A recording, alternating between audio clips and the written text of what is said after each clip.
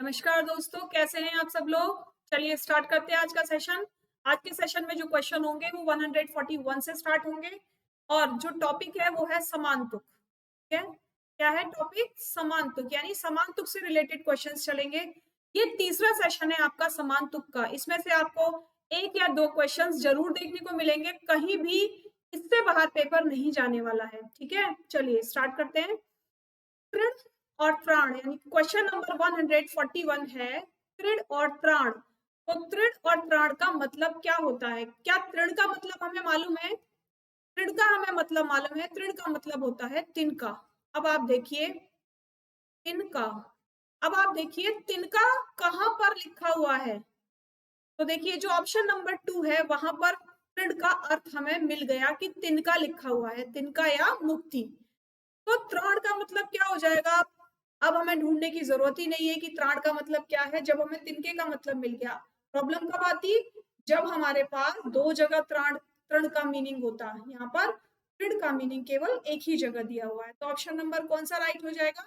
Option number हमारा 2 right हो जाएगा। तृण का मतलब होता है तिनका, मुक्ति, और त्राण का मतलब होता है छुटकारा। ठीक है, नेक्स्ट देखिए तनु और तनु। तो तनु का मतलब बताइए क्या होगा? हल्का शीर्ण, शरीर प्रिय, पतला शरीर या देह, या पुत्र और पतला। जल्दी बताइए क्या होगा। तो देखिए तनु, अगर तनु की बात करें तो तनु का मतलब होता है पतला शरीर और तनु का मतलब होता है देह। ठीक है, तनु का मतलब होता है पतला शरीर और तनु यानी बड़ी ऊ की मात्रा जब आ जाती है तो उसका मतलब होता है देह। तो ऑप्शन नंबर कौन सा राइट है? ऑप्शन नंबर 3 हमारा यहाँ पर। ठीक है, नेक्स्ट देखिए द्वार और द्वारा। द्वार मतलब होता है दरवाजा। ठीक है, और द्वारा मतलब किसी के माध्यम से। ठीक है, द्वार मतलब किसी के माध्यम से। तो देखिए द्वार का मीनिंग कहाँ पर पहले लिखा हुआ है? द्वार का मीनिंग यहाँ पर पहले लिखा हुआ है। द्वार माने दरवाजा और द्वारा मतलब माध्यम। तो ऑप्शन नंबर कौन सा राइट है? ऑप्शन नंबर 4 हमारा राइट। ठीक है, नेक्स्ट देखिए 144 धरा। धरा का मतलब क्या होता है? धरा का मतलब होता है पृथ्वी या धरती। क्या मतलब होता है? पृथ्वी या धरती। और धारा का मतलब एक ही फ्लो में बहना। ठीक है, धारा का मतलब एक ही फ्लो में बहना। तो क्या बोलेंगे? ऑप्शन नंबर कौन सा राइट हो रहा है बताइए। इन दोनों के जो आंसर दिए हुए हैं वो ऑप्शन नंबर 1 में दिए हुए हैं। तो ऑप्शन नंबर 1 ही हमारा राइट हो जाएगा। क्या हो जाएगा? पृथ्वी और प्रवाह। नेक्स्ट देखिए धन और धना। धन मतलब, धन मतलब होता है पैसा। ठीक है, पैसा, रुपया, संपत्ति, ये सब धन का मतलब। और यहाँ पर तीनों दोनों मतलब दिए हुए हैं। धन भी दिया हुआ है, संपत्ति भी दिया हुआ है और रुपया भी दिया हुआ। अब क्या होगा? अब हमें धना का मतलब ढूंढना होगा। ठीक है, तो धना का मतलब होता है प्रीतम। क्या होता है धना का मतलब? प्रीतम, यानी प्रीतम हो, प्रिया हो, प्रिय हो। तो अब हम ऑप्शन ढूंढ सकते हैं कि धन का मतलब संपत्ति और धना का मतलब प्रीतम। इसे भी याद रखना, ये भी इंपॉर्टेंट है, पेपर में आता रहता है। ठीक है, धन और धना। नेक्स्ट देखिए नारी और नाड़ी। नारी माने, नारी माने स्त्री या महिला। ठीक है, और नाड़ी माने, भाई अब स्त्री का मतलब यहाँ भी दिया हुआ है, स्त्री का मतलब यहाँ भी दिया हुआ है। ठीक है, और नाड़ी माने क्या होता है? नाड़ी, नाड़ी माने जो हमारे पेट के बीचों बीच हमारी नाभि में, हमारी नाभि में जो जगह होती है उसको हम नाड़ी कहते हैं। यानी जब हमारे पेट में कभी बहुत ज्यादा मसल्स में दर्द होने लगे पेट की, तब क्या कहते हैं? भाई इसकी तो नाड़ी चली गई है ना, यानी नब्स। नाड़ी को क्या कहेंगे हम? नब्स कह सकते हैं। तो हाथ में भी होती है नाड़ी, पेट में भी होती है नाड़ी। तो नाड़ी का मतलब क्या हो गया? नाड़ी का मतलब हो गया नब्स। तो ऑप्शन नंबर कौन सा राइट है? ऑप्शन नंबर 3 हमारा राइट। ठीक है, चलिए नेक्स्ट देखो नियत और नियत। नियत का मतलब आदत, इरादा। ठीक है, नियत का मतलब आदत या इरादा। और नियत, नियत का मतलब होता है रोज ना, या नियत मतलब होता है निश्चित, हमेशा। यानी मैं सुबह नियत समय पर घूमने जाता हूँ, निश्चित समय पर घूमने जाता हूँ। ठीक है, तो नियत का मतलब निश्चित कहाँ लिखा हुआ है या निश्चित से रिलेटेड कहाँ लिखा हुआ है?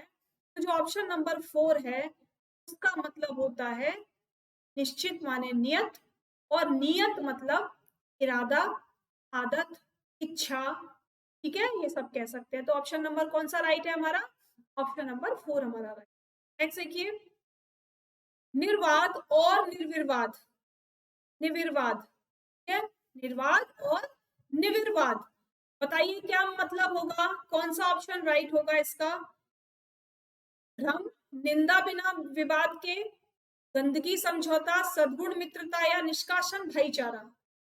तो जो निर्विवाद मतलब होता है वो होता है निंदा बिना विवाद के। ठीक है, निर्विवाद का मतलब होता है निंदा बिना विवाद के, यानी बिना किसी बात के अगर हम किसी की निंदा करे जाएं, किसी की बुराई करे जाएं, तो वो क्या हो जाता है? उसको कहते हैं निर्विवाद। ठीक है, और निर्वाद, निर्वाद का मतलब होता है भ्रम। तो ऑप्शन नंबर क्या है? ऑप्शन नंबर 1 हमारा राइट। नेक्स्ट देखिए, पुरुष और पुरुष। पुरुष का मतलब सबको पता है, ठीक है, पुरुष का मतलब क्या होता है? नर या मर्द। ठीक है, तो फिर पुरुष का मतलब क्या हो जाएगा? यहाँ पर पुरुष का मतलब एक में भी नहीं दिया हुआ, तीनों में से, है ना, पुरुष से रिलेटेड मीनिंग एक में भी नहीं दिया हुआ। तो ऑप्शन नंबर हम 2 पर आंख बंद करके टिक लगाएंगे कि हमें एक का आंसर मिल गया और उस आंसर को दोबारा कहीं रिपीट नहीं किया गया। तो इसका मतलब आंसर क्या है इसका? ये इसका आंसर है कठोर और नर या मर्द। ठीक है, तो पुरुष का मतलब होता है कठोर। क्या होता है पुरुष का मतलब? कठोर, और पुरुष का मतलब नर या मर्द। नेक्स्ट देखो, प्रहार और परिहार। प्रहार का मतलब आक्रमण, ठीक है, आक्रमण करना, मारना। ठीक है, आक्रमण करना या मारना, तो आक्रमण और मारना भी आ गया, हमला भी आ गया। ठीक है, तो प्रहार के तो तीनों में मीनिंग मिल गए। अब क्या करेंगे? अब हम करेंगे परिहार का मतलब क्या होता है, बताइए। परिहार का मतलब क्या होता है? परिहार का मतलब होता है त्यागना, किसी चीज को अपने आप से दूर कर देना। ठीक है, तो ऑप्शन नंबर कौन सा है हमारा राइट? ऑप्शन नंबर 3 राइट है। तो 150 का आंसर कौन सा हो जाएगा? ऑप्शन नंबर 3 हो जाएगा। नेक्स्ट देखो, परिजन और परिजन। तो यहाँ पर परिजन का मतलब देख लेते हैं। परिजन का मतलब होता है हमारे परिवार के लोग, है ना। क्या होता है परिजन का मतलब? हमारे परिवार के लोग। तो क्या परिवार के लोगों से रिलेटेड आंसर यहाँ लिखा हुआ है? सामाजिक लोग, उपकार करना, आत्मीय जन, परिवार के लोग, केवल यही लिखा हुआ है परिवार के लोग। तो इसका मतलब पर्जन्य का मतलब क्या हो गया? पर्जन्य का मतलब हो गया मेघ। और ऑप्शन नंबर कौन सा राइट हो गया हमारा? ऑप्शन नंबर 4 हमारा। ठीक है, नेक्स्ट देखो, यथागत और तथागत। बताइए क्या मीनिंग है यथागत और तथागत का? तथागत का होता है भगवान बुद्ध, और यथागत का मतलब होता है मूर्ख। ठीक है, यथागत का मतलब मूर्ख और तथागत का मतलब भगवान बुद्ध से है। तो ऑप्शन नंबर 1 हमारा राइट हो जाता है। ठीक है, नेक्स्ट देखो, सम और शम, मीनिंग बताइए। उचित, अनुचित, समान, संयम, उधार, उपचार या साधना, बराबर। क्या होगा इसका मीनिंग? जल्दी से बताइए। सम, सम का मतलब क्या होता है? सम का मतलब होता है एक जैसा। ठीक है, क्या मतलब होता है सम का? एक जैसा, यानी समान।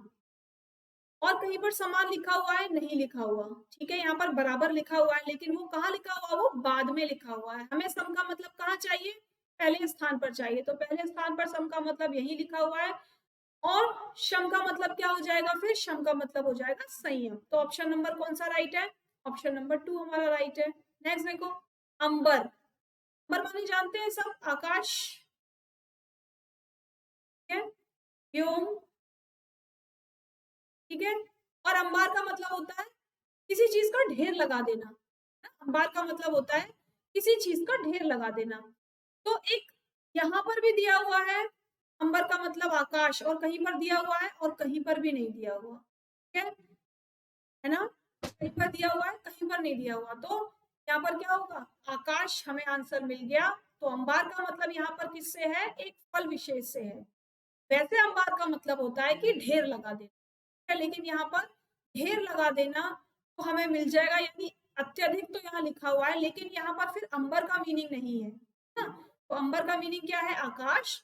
तो यहाँ पर अंबार का मतलब क्या हो जाएगा? एक फल विशेष। ठीक है, ऑप्शन नंबर 3 हमारा राइट हो जाएगा। नेक्स्ट देखो, मंदिर और मंदिरा।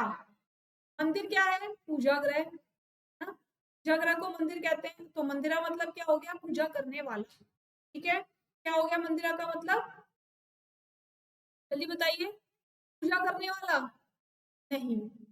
मंदिर का मतलब पूजा गृह तो होता है, लेकिन पूजा गृह के साथ साथ देवालय भी तो होता है। मंदिर का मतलब देव का आलय, भगवान का घर। ठीक है, और मंदिरा का मतलब होता है, जल्दी बताइए कि मंदिर का मतलब, अब पुजारी ये तो दोनों नहीं होंगे, पुजारी होगा या अश्वशाला होगा? जल्दी बताइए क्या होगा मंदिर का मतलब? मंदिरा का मतलब होगा अश्वशाला। ठीक है, क्या होगा मंदिरा का मतलब? मंदिरा का मतलब होगा अश्वशाला। तो ऑप्शन नंबर कौन सा राइट है? ऑप्शन नंबर 4 हमारा। नेक्स्ट देखो, बस आज केवल 15 प्रश्न और अब हमारा ये टॉपिक समान तुक खत्म हो चुका है। कल हम एक नए टॉपिक के साथ आपके साथ मिलेंगे। ठीक है, तब तक आप लोग इनका रिवीजन करते रहिए, क्योंकि रिवीजन बहुत जरूरी है। अगर रिवीजन बना रहेगा तो जो सुपर टेट हाल ही में आने वाला है, हमें वहां प्रॉब्लम नहीं होगी और हमें हिंदी अलग से तैयार नहीं करनी पड़ेगी। ठीक है, बस हमारे साथ यूं ही बने रहिए और अपने प्रश्नों को हल करते रहिए। चलिए, कल फिर मिलेंगे। आज के लिए बहुत बहुत धन्यवाद।